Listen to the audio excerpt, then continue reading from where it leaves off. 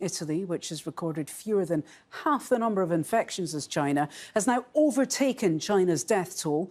427 people died in Italy in the past 24 hours, taking Italy's total to 3,405, 156 deaths more than China. Well, Spain's numbers are rising rapidly too, more than 100 dead in the past day, while Iran's health minister said on average one person there dies from the virus every 10 minutes.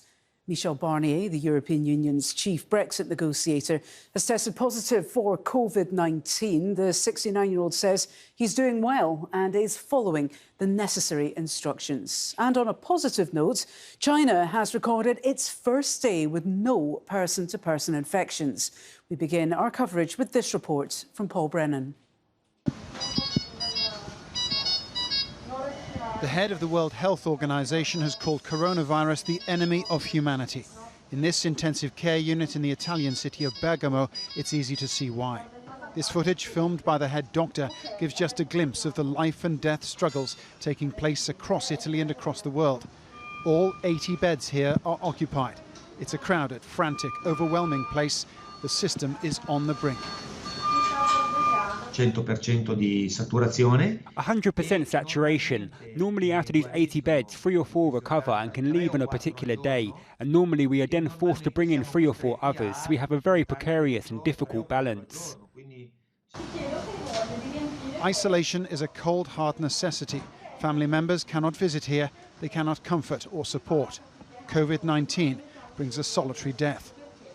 Questa è forse una delle cose più tristi. This is perhaps one of the saddest things, but we know that during epidemics, the only way to save those who are outside is to not allow contact. We try where possible to let them talk on their cell phones or video calls, but sometimes they die when they are still intubated, so the call cannot happen. We know that isolation is a very important sacrifice, but it is needed so that people outside will not get sick.